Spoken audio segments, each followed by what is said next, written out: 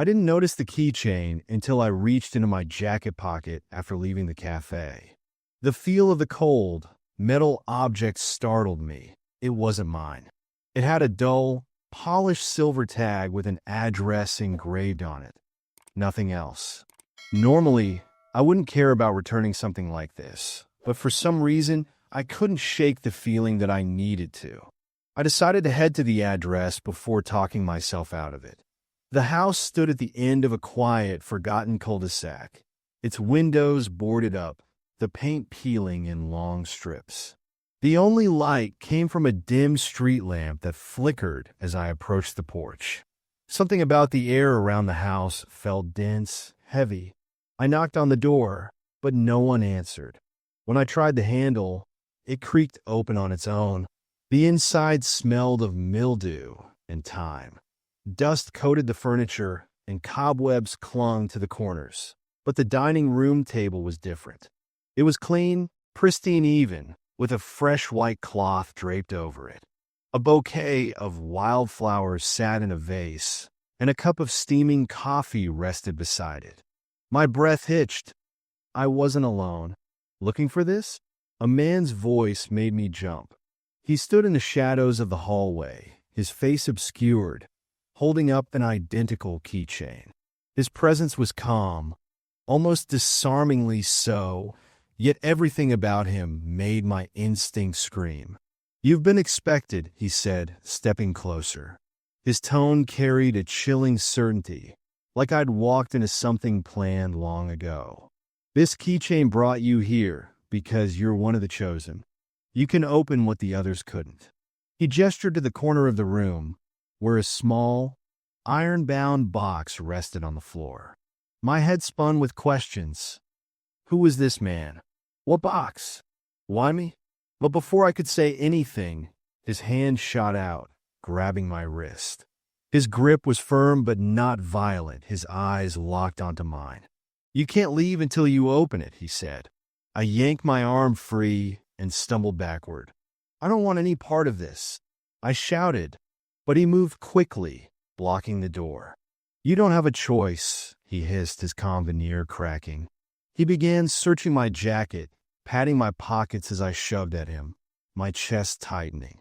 His movements were methodical, his expression unreadable, as though he was performing a duty, not an act of violence. I acted without thinking, shoving him hard enough to knock him off balance.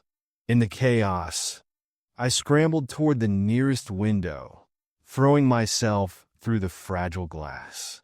I hit the ground hard, pain shooting through my arm as I scrambled to my feet and ran.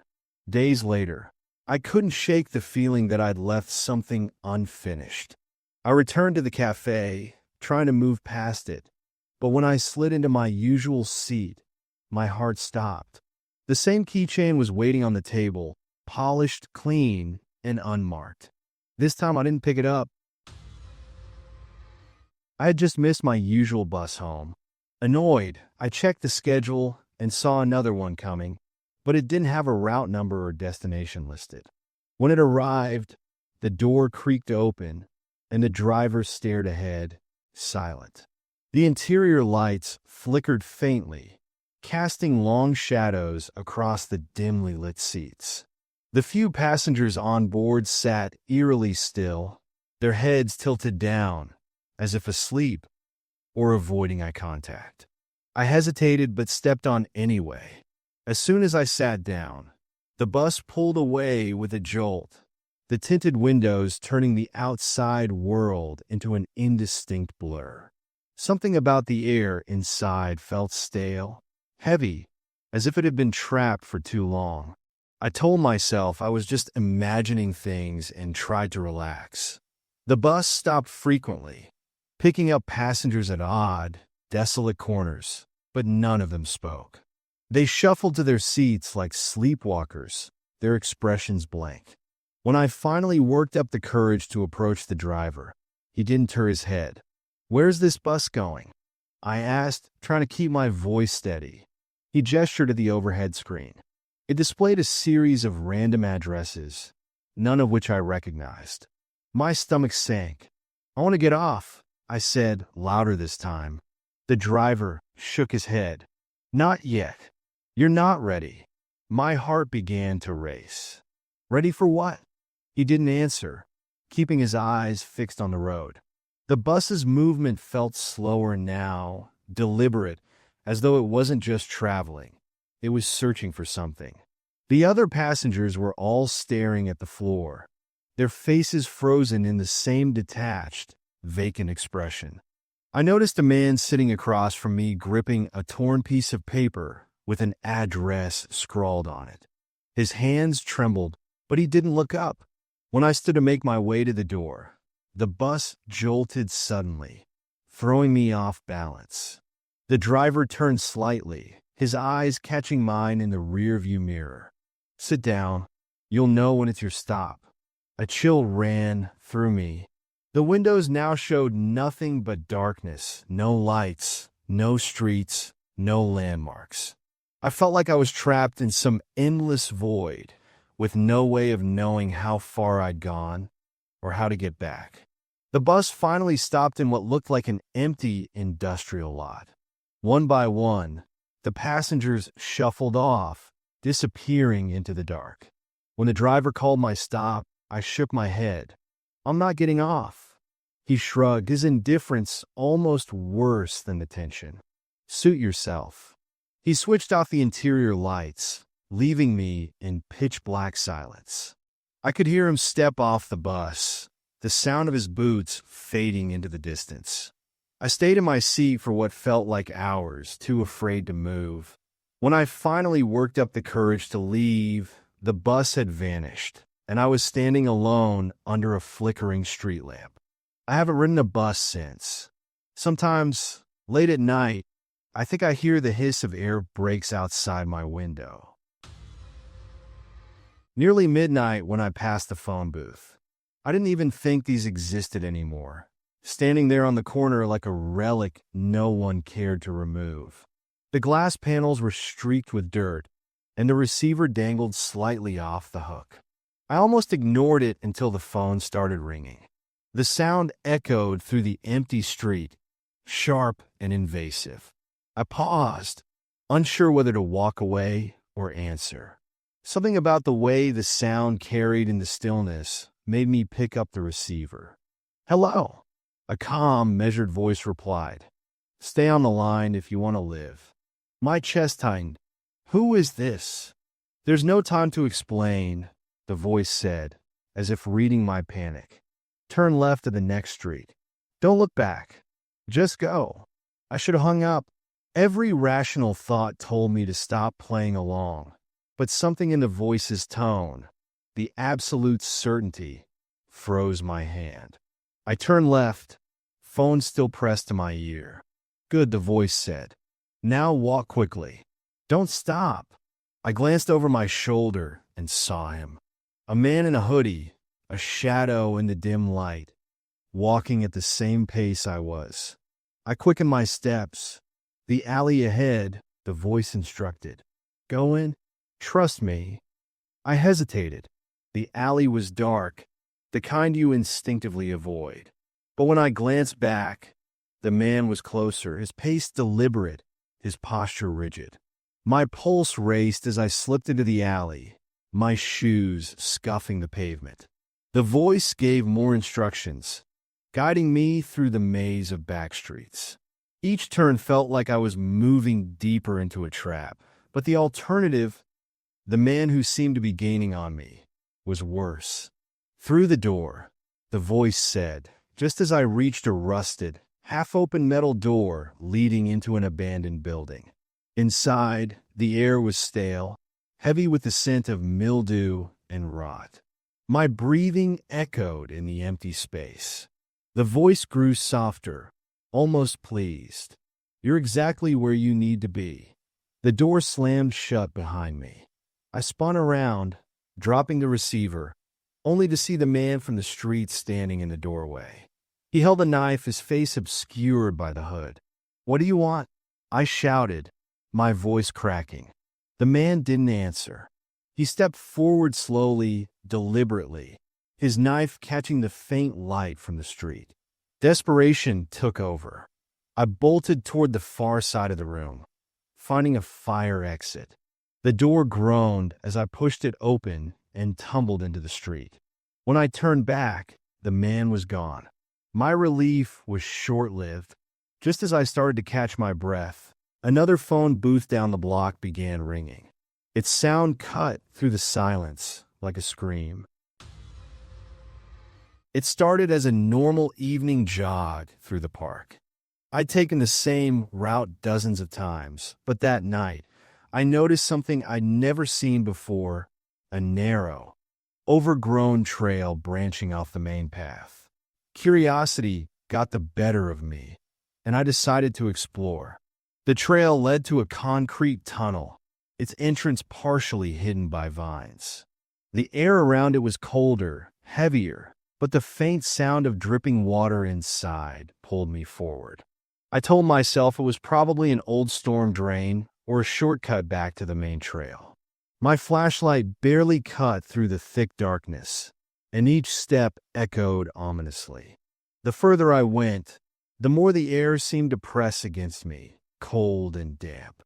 The tunnel felt endless, and soon, the path behind me was swallowed by the dark. The graffiti on the walls grew stranger. At first, there were names and dates, but then I started seeing symbols, patterns that seemed deliberate, almost ritualistic. Faint whispers began to drift through the tunnel, too low to make out, but impossible to ignore. I stopped to catch my breath, turned to head back, but my path was blocked. Rubble, rocks and debris that hadn't been there moments ago, now sealed the way. My chest tightened as panic set in. I called out, hoping someone might hear me, but my voice only echoed back, distorted and hollow. That's when I saw the light, faint, flickering, coming from deeper inside the tunnel. A figure emerged from the shadows, holding a flashlight. He was tall, his face half hidden under the hood of a worn jacket. "You shouldn't be here," he said, his voice steady but not unkind. "I got lost," I stammered. "The way back is blocked." He nodded, as if he expected this. "That happens. This tunnel's not meant for just anyone. It's a test." "What kind of test?" My voice wavered. He stepped closer, the beam of his flashlight revealing a knife at his hip.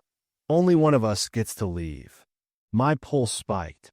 "What are you talking about?" "I just want to get out of here." He didn't answer, just motioned toward the far end of the tunnel.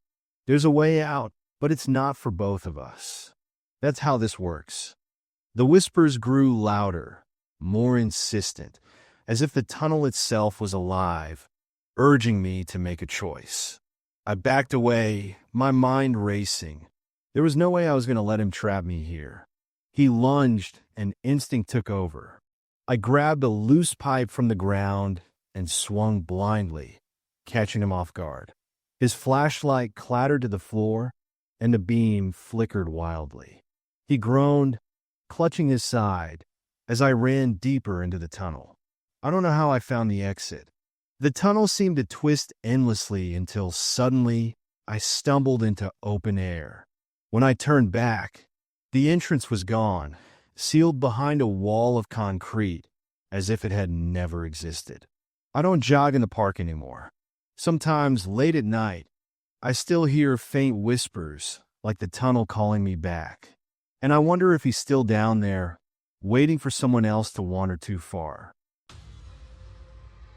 Quick stop at the local fair, the kind of thing I'd done 100 times before.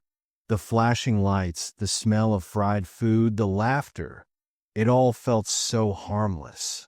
Wandering past the game booths, I spotted one of those impossible-to-win setups, the kind with heavy balls and flimsy bottles. The operator, an older man with a worn baseball cap, grinned at me. "Feeling lucky tonight?" he asked, sliding 3 balls across the counter.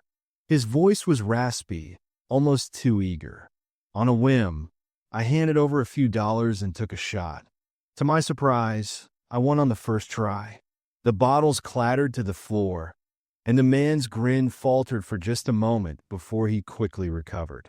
"Congratulations," he said, handing me a stuffed animal, a faded teddy bear with a stitched-up belly. "You're the last winner tonight." Something about the way he said it sent a chill through me. I laughed nervously and turned to leave, but his eyes lingered on me longer than they should have. Walking home, I noticed something odd about the bear. It felt unusually thick, and when I squeezed it, I heard a faint clicking sound. I stopped under a street lamp and examined it more closely. Hidden beneath the fabric, I found a small device sewn into the bear's belly. It was black, unmarked, with a tiny blinking light. My skin prickled. I turned back toward the fair, but when I reached the booth, it was gone. The space where it had been was empty, as if it had never been there. The other booths and rides were still running, the noise and lights unchanged, but the operator and his game had vanished. Later that night, as I sat in my apartment trying to make sense of it, a noise outside drew my attention. A black van idled across the street, its headlights off. The windows were tinted, but I could see the faint glow of a cigarette in the driver's seat. My phone buzzed. A text from an unknown number. "Don't remove the device." My stomach turned. I glanced back at the van. The operator from the booth was standing beside it now, holding a clipboard, his face lit by the faint glow of his cigarette. He waved at me. I didn't sleep that night. By morning, the van was gone, but I found something even worse. Outside my apartment building, right in front of the door, was the same carnival booth. The teddy bears, the bottles, the balls, they were all there, waiting. But there was no operator this time. Just the booth, standing silent and empty, like it had been placed there just for me. I haven't touched the bear since. It sits in the corner of my room, the blinking light growing dimmer each day. Sometimes I hear faint clicking noises at night, like something watching, waiting, and I wonder if the next winner will find me before I find them. Dust floated in the dim beams of light breaking through the cracked windows, and the room was filled with boxes of old trinkets, faded photographs, and forgotten memories. As I sorted through the clutter, I found something that stopped me cold. A framed family portrait I didn't recognize. The picture was sepia-toned, depicting relatives I couldn't name. They looked formal, standing stiffly in front of a weathered house. But what unsettled me most was the figure in the background, a man standing just outside the group, his face scratched out so violently the glass was cracked. I didn't think much of it at first. Probably an old family feud. Still, there was something about the man's placement, slightly off-center, yet unavoidable, that made me hesitate. I decided to take the portrait home, thinking it might be worth keeping. That night, I hung it on the wall above my desk. I don't know why. Maybe I was just too tired to find a better place. Around midnight, a soft sound woke me. Footsteps, light, deliberate, echoing faintly through my hallway. I grabbed my phone and got out of bed. When I turned the corner, I saw the portrait lying face down on the floor. The glass was intact, but the scratched-out figure was missing. The background where he'd stood was now blank, just an empty patch of dirt behind the family. My heart raced as I searched the house. Nothing seemed out of place until I noticed faint, dusty footprints leading toward the basement door. I hesitated, every instinct telling me not to go down there. But curiosity and fear pushed me forward. The basement was colder than I remembered, and the bulb flickered weakly overhead. In the corner, a man stood with his back to me, his posture rigid. He held something in his hand, and as I moved closer, I realized it was the scratched-out portion of the portrait. "You found me," he said, his voice low and calm. He didn't turn around. I stepped back, heart pounding. "Who are you?" He finally turned, and I froze. His face was blurred, like a smudged photograph, impossible to focus on. "I'm part of the family," he said. "The part no one wanted to remember." He stepped closer, and I backed into the wall. They tried to erase me, he continued, his tone soft but chilling. But you brought me back. I bolted up the stairs, slamming the door behind me. I locked it, breathing hard, and grabbed the portrait. The scratched-out figure had returned, but now my face was scratched out too. My hands shook as I carried it outside and smashed it in the driveway, shattering the glass and frame into pieces. The next morning, I found the portrait back on my wall, completely intact. The scratched-out figure stared at me from the background, and this time, he was smiling. I haven't been able to leave the house since. I never thought I'd trip over something so strange in my own backyard. I was clearing the overgrown weeds near the old oak tree when my foot hit something solid. Brushing aside the dirt, I uncovered a rusty metal hatch. It was larger than I expected, with no markings or locks, just a single ring handle coated in years of grime. Curiosity got the better of me, so I fetched a crowbar and pried it open. A ladder descended into pitch-black darkness. The air that wafted up smelled stale, like damp concrete and something faintly metallic. My flashlight flickered as I hesitated, but the pull to explore was too strong. I climbed down, each step creaking beneath my weight. The bottom revealed a small, windowless room. The walls were cracked, and the floor was damp, but what caught my attention were the photographs pinned to the far wall. My photographs. They weren't just recent ones either. There were pictures of me as a child, my graduation day, even candid moments I didn't remember anyone capturing. My stomach twisted. In the center of the room was a single wooden chair facing the photos. On the seat lay an old tape recorder. With trembling hands, I pressed play. "Welcome home," a calm male voice said. It was faintly distorted, as if coming through an old speaker. This is where it all began. I froze, my heart pounding. "What the hell is this?" I whispered, though no one was there to answer. The voice continued, recounting details from my life, specific intimate moments no one should have known. It described my childhood home, the argument I'd had with my parents last year, even the exact way I tripped over the hatch that afternoon. I felt sick. "You were part of something bigger," the voice said. "An experiment. And now, we're ready for the next phase." The flashlight flickered again, and I whipped around, certain I'd heard something. A faint hum filled the air, growing louder. It sounded mechanical, like a generator kicking to life, but the walls and floor vibrated slightly with the noise. I scrambled back to the ladder, but when I reached up, it retracted with a metallic clang, leaving me trapped. "No, no, no," I shouted, slamming my fists against the walls. The hum grew louder, almost unbearable, until it abruptly stopped. The voice came back, quieter now. "You won't understand yet, but you will soon. Don't resist." I searched the room desperately for a way out, but the hatch above remained sealed. My eyes landed on the photographs again. One had changed.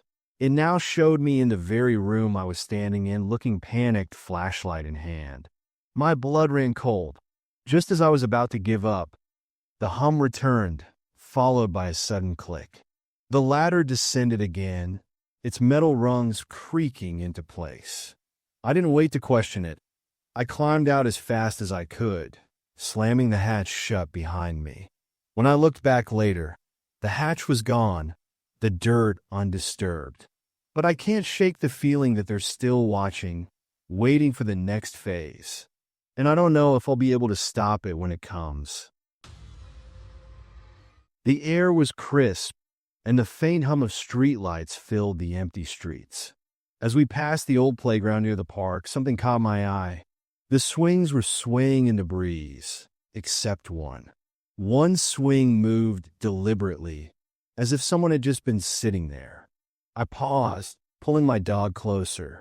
The playground was abandoned, the climbing frames rusted and the slide coated in peeling paint. I stepped closer, curiosity overriding my unease. That's when I noticed a small, crumpled piece of paper tucked under the seat of the moving swing. Written in shaky, uneven letters were the words, "Find me before they do." I looked around, half expecting to see someone watching me, but the playground was empty. My dog whined softly, pulling at the leash, and for the first time, I felt the weight of the quiet. I stuffed the note into my pocket and turned to leave when a flash of headlights lit up the playground. A black car pulled up at the curb, its engine idling. Two men stepped out, dressed in dark clothing, holding flashlights. They began scanning the playground methodically, the beams of light slicing through the shadows. One of them stopped, his flashlight landing on me. "There you are," he said, his tone cold and detached. My pulse spiked. I turned and ran, dragging my dog behind me. The men shouted, their footsteps crunching against the gravel as they gave chase. My mind raced. What did they want? How did they know I was there? The note crinkled in my pocket, and I clenched it tightly, as if it held some kind of answer. I darted into the park, the shadows of the trees swallowing me whole. The sound of my breathing was loud in my ears, but I could still hear them following, their voices low but insistent. "Don't lose her," one of them barked. I spotted an opening between two bushes and crawled through, finding myself in a ditch behind a row of hedges. My dog whined softly, his tail tucked between his legs. I crouched there, holding my breath, as the men's footsteps slowed nearby. "She's gone," one of them said after a long pause. "Let's regroup." Their voices faded, and the sound of the car doors slamming told me they'd left. I waited a few more minutes before pulling out the note again. On the back, scrawled faintly, were a set of coordinates. My hands trembled as I tried to make sense of it. Who had left the note? And what had those men been looking for?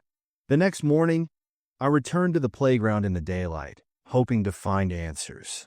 But the entire area was fenced off now, with a sign that read, "Closed for investigation." The swings were gone, the ground dug up, leaving nothing but disturbed dirt and police tape. I still have the note, but I haven't decided whether to follow the coordinates.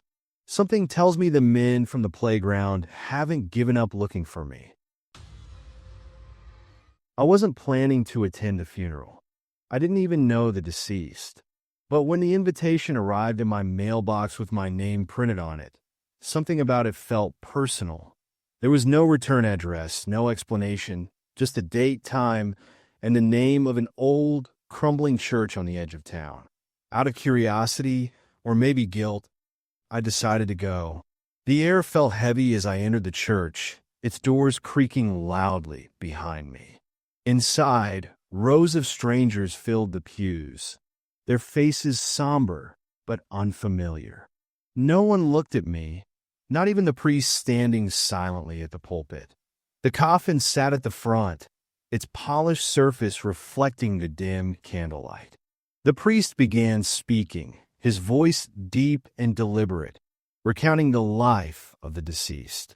At first, it sounded generic, small-town upbringing, a quiet life. But as he continued, I froze. He was describing me. The details were exact. My childhood town, my old job, even the pet dog I'd had as a teenager. My heart raced as I glanced around the room, expecting someone to react. But the mourners sat still, their heads bowed, as if this was all completely normal. When the priest mentioned a specific incident I'd never told anyone about, panic surged through me. I stood up, my chair scraping against the stone floor, and whispered, "What is this?" One of the mourners, a woman with a pale, expressionless face, grabbed my arm. Her grip was icy. "You have to stay until it's over," she said, her voice soft but firm. "I'm leaving," I said louder, wrenching my arm away. The priest stopped speaking and looked up at me, a strange smile spreading across his face. "Don't you want to hear the part about how you died?" he asked. The room fell deathly silent. My breath hitched, and I stumbled backward, knocking over a chair. The mourners all turned toward me, their faces eerily calm, their eyes dull and lifeless. I bolted for the door, the sound of their chairs scraping the floor as they stood in unison echoing behind me. Outside, I stopped to catch my breath, the cold night air biting in my skin. But when I turned toward the parking lot, my car was gone. In its place stood a simple gravestone with my name etched into it. The date of death was today. I backed away, heart pounding, and turned to face the church again. The mourners were standing in the doorway, silent and still, their faces blank but their eyes fixed on me. The priest stood at the center, holding the church doors open as if inviting me back inside. I didn't wait to see what would happen next. I ran down the street, not stopping until I reached home. But the invitation is still on my table, untouched, its black ink seeming to grow darker every time I look at it. And sometimes, late at night, I swear I hear the faint toll of funeral bells. It was just another late drive home. The roads were quiet, the glow of the dashboard lights soothing in the dark. I was half on autopilot, taking the same route I'd driven for years. But tonight, something felt different. When I reached an intersection, I realized I didn't recognize it. The traffic light hung above, casting a pale green glow, but no street names were visible. I slowed to a stop, confused. The cars ahead of me didn't move when the light changed. Neither did the ones behind me. It was as if everyone was waiting for something. The stillness pressed against me, heavy and unnatural. My stomach tightened as the car behind me honked. Reluctantly, I drove forward. The moment I crossed the intersection, everything changed. The street ahead was completely empty. No cars, no streetlights, nothing but darkness stretching out into the distance. My rearview mirrors still showed the intersection behind me, full of cars waiting at the light. But in front of me, nothing. My hands gripped the wheel tightly as a figure appeared in the road ahead, illuminated by my headlights. A man stood there, holding a faded stop sign, his posture relaxed but deliberate. I slowed down, unsure if he was going to move. He didn't. I rolled down my window. "Do you need help?" I called out. He didn't answer, just waved the stop sign slightly, motioning for me to pull over. Against my better judgment, I stopped. The man walked up to my car, his face shadowed in the dim light. "You weren't supposed to make it this far," he said. His voice was calm, almost conversational, but it sent a chill down my spine. "I don't understand," I replied, trying to keep my voice steady. He tilted his head. "Most people don't notice the intersection. They just keep driving. But you," he paused, leaning closer. "You turned onto the wrong road." My pulse quickened. "What does that mean?" He straightened and gestured behind me. I glanced in the mirror again, but the intersection was gone. The road I had come from was now shrouded in darkness, just like the one ahead. "Keep driving," he said, stepping back. "Follow the road until you see the marker." "What marker?" I asked, my voice shaking. "You'll know it when you see it," he replied, turning away. Behind him, a truck's headlights appeared, speeding toward me at an alarming rate. My heart leapt as the truck came closer, but the man didn't move. The truck screeched to a stop inches from my bumper. The driver rolled down his window, his face pale and frantic. "You need to get out of here," he yelled. "They're coming." Before I could ask who they were, the man with the stop sign handed me a folded map. He didn't seem concerned by the truck or the driver's warning. "Take this," he said. "You'll know when to use it." The map showed a single red line leading to an unmarked road. When I looked up, the man and the truck were gone. I was alone on the dark road, the map clutched in my shaking hands. I haven't driven that route since. But the map sits in my glove compartment, the red line burned into my memory. And I can't help but wonder what would have happened if I hadn't stopped at the intersection. If you've watched the whole thing, please go to my other videos and subscribe. Merry Christmas to all,